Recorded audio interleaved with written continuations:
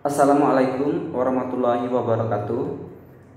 Di video kali ini saya akan membahas mata kuliah kewirausahaan tentang perencanaan keuangan usaha. Nah, sebelum masuk ke materi, jangan lupa like, subscribe, dan komen untuk video kali ini.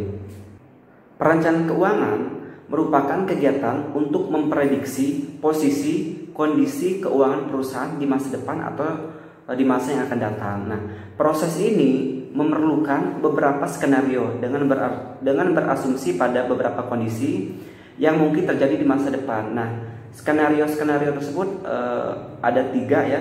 Skenario yang pertama yaitu kondisi terbaik. Nah, di sini kondisi ketika perusahaan ataupun perekonomian pada situasi terbaik, sehingga angka-angka yang kita gunakan pada perencanaan keuangan tersebut adalah angka-angka yang optimistik. Skenario yang kedua yaitu kondisi normal. Nah, di sini kondisi di mana situasi perusahaan dan perekonomian berjalan seperti biasa. Dan skenario yang ketiga yaitu kondisi terburuk. Nah, di sini kondisi di mana suatu perusahaan dan perekonomian sedang sulit, sehingga angka-angka yang digunakan dalam perencanaan adalah angka-angka yang pesimistis. Dalam pelaksanaan, supaya anggaran dapat berjalan dengan baik, maka kita perlu membuat rencana anggaran secara periodik. Nah, agar dapat dibandingkan dengan laba rugi aktual, sehingga kita dapat mencegah kebocoran anggaran ketika nilai aktual sudah mendekati anggaran. Terus yang kedua yaitu anggaran dibuatkan per masing-masing divisi. Nah, ini penting ya. Masing-masing anggaran dibuatkan lebih kecil lagi ruang lingkupnya daripada anggaran perusahaan. Nah, sehingga masing-masing divisi harus mengajukan proposal anggaran. Tujuannya adalah supaya masing-masing divisi itu tadi bisa melakukan perencanaan kerja, pengendalian kerja, serta evaluasi kinerja. Langkah-langkah perencanaan keuangan untuk perusahaan startup. Nah, yang pertama yaitu tentukan jenis usaha yang akan dibangun. Ini penting supaya bidang usaha apa yang akan kita jalankan. Nah, beserta potensi produk dan kemungkinannya untuk bertahan dan berkembang di masa yang akan datang atau di masa depan. Nah, selain itu juga dalam menentukan jenis usaha apa yang akan kita bangun, diharapkan semua orang yang terlibat di dalam bisnis tersebut akan mengetahui potensi dan arah pengembangan dari bisnis tersebut untuk kedepannya. Dan yang kedua yaitu tentukan permodalan yang akan dibutuhkan, serta tentukan sumber-sumber pendanaan kita itu dari mana. Dan selanjutnya itu buat proyeksi keuangannya. Materi selanjutnya yaitu modal usaha. Nah, modal usaha di sini ada 3. Yang pertama itu modal investasi awal, terus modal kerja awal, dan yang ketiga itu modal operasional.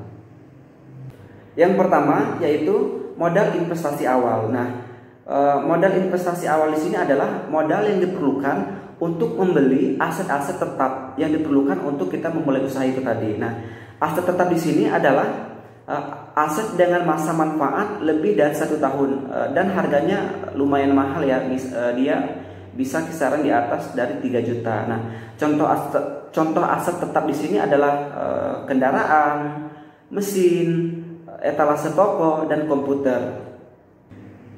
Contoh modal investasi awal di sini kalau kita membuka usaha, misalkan kita membuka usaha kios fotokopi. Nah, berarti di sini aset tetap yang harus ada itu misalkan harus ada mesin fotokopi, terus mesin pemotong kertas, harus ada komputer, terus harus ada etalase juga.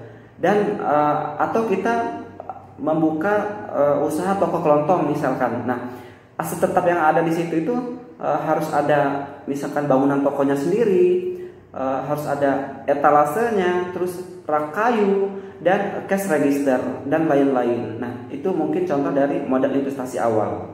Dan yang kedua yaitu modal kerja awal. Nah, di sini yang dimaksud dengan modal kerja awal adalah modal yang diperlukan untuk membuat atau menyediakan barang-barang dagangan atau persediaan. Nah, contohnya misalkan ketika kita membuka kios fotokopi, berarti yang harus ada di dalamnya adalah misalkan ada kertas HPS, ada kertas A4, buku-buku tulis misalkan, atau harus ada kertas cover, ada mika plastik, terus ring jilid, lakban, alat tulis dan lain sebagainya.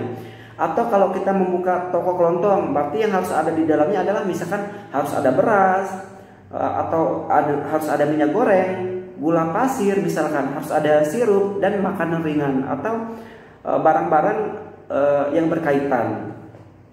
Dan yang ketiga yaitu modal operasional awal. Nah, di sini modal yang dikeluarkan untuk membayar biaya operasional usaha. Nah, misalkan seperti biaya gaji pegawai, biaya utilitas. Nah, biaya utilitas di sini seperti air, listrik, internet dan telepon, atau biaya sewa ruangan, terus atau biaya pemasaran dan biaya-biaya yang lain yang mendukung usaha kita tersebut.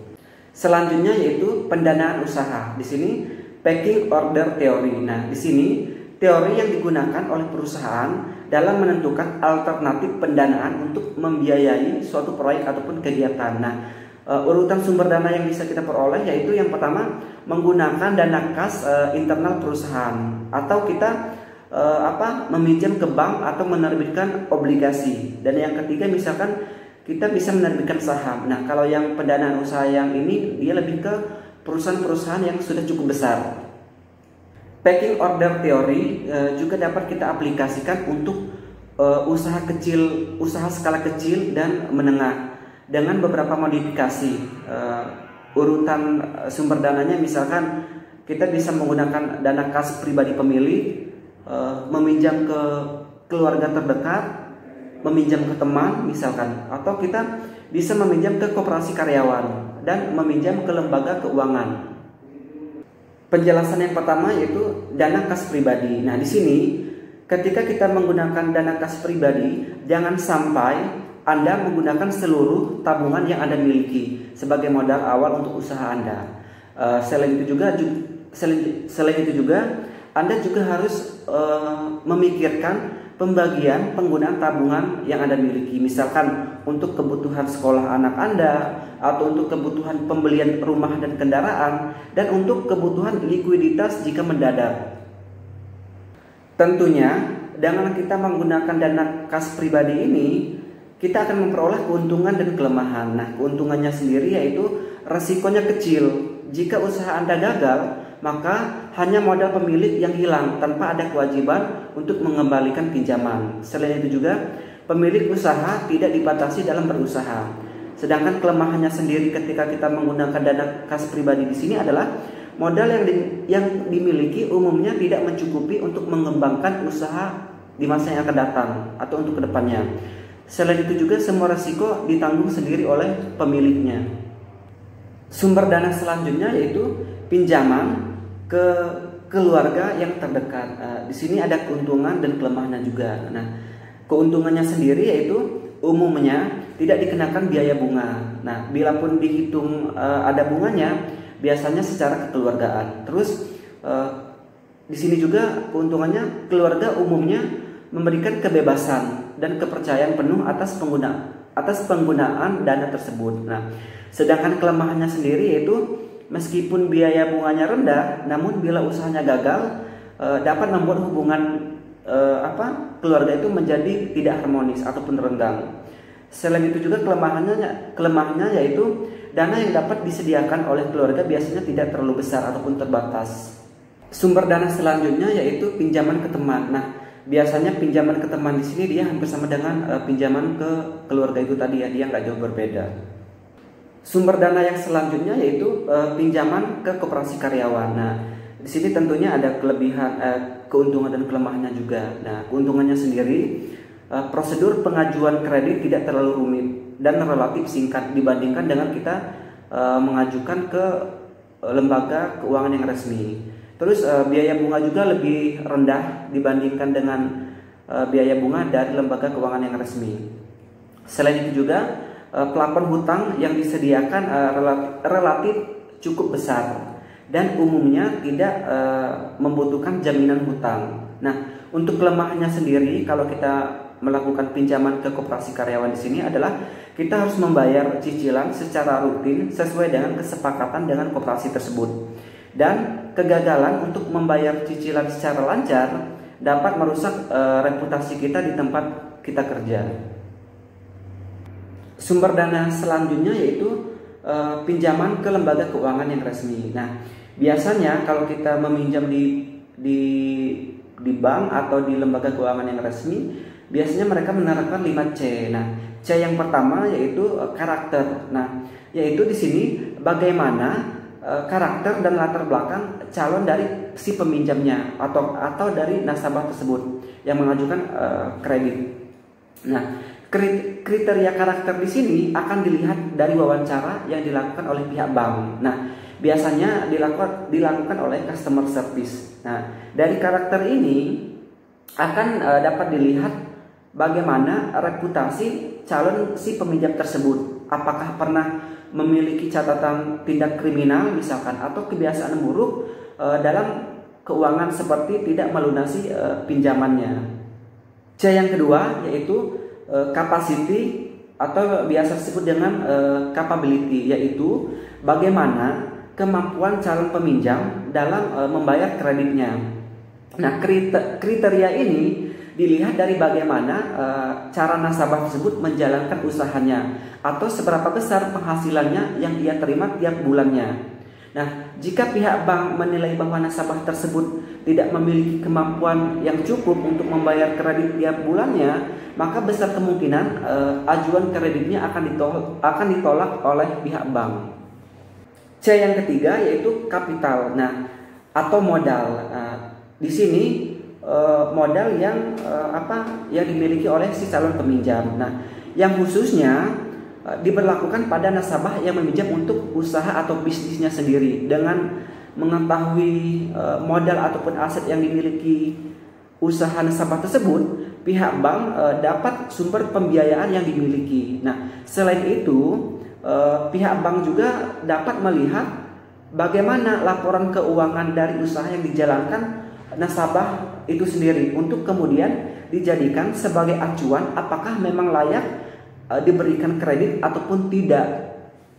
C yang keempat yaitu kolateral atau jaminan yang diberikan pada calon peminjam pada saat mengajukan kredit ke bank. Nah, sesuai dengan namanya, jaminan ini sebagai penjamin atau pelindung bagi pihak bank jika suatu saat ataupun nantinya nasabah tidak dapat membayar pinjaman yang telah ia ambil. Nah, oleh karena itu idealnya besaran jaminan yang bersifat fisik ataupun non fisik lebih besar jumlahnya dari kredit yang diberikan.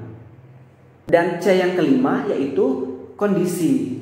Nah, di sini kondisi perekonomian yang baik bersifat general atau khusus pada bidang usaha yang dijalankan oleh nasabah tersebut. Nah, jika memang kondisi perekonomian sedang tidak baik atau sektor usaha nasabah tidak menjanjikan, biasanya bank akan mempertimbangkan dalam memberikan kredit. Hal ini terkait dengan bagaimana kemampuan nasabah dalam membayar pinjamannya, yang tentu terpengaruhi oleh kondisi ekonomi pada saat itu. Untuk pengajuan pinjaman ke lembaga keuangan ini juga tentunya ada keuntungan dan kelemahannya sendiri. Nah, keuntungannya sendiri yaitu plafon hutang yang disediakan relatif cukup besar. Nah, kelemahannya sendiri yaitu prosedur pengajuan kredit cukup rumit biasanya dan prosesnya memakan waktu yang cukup lama.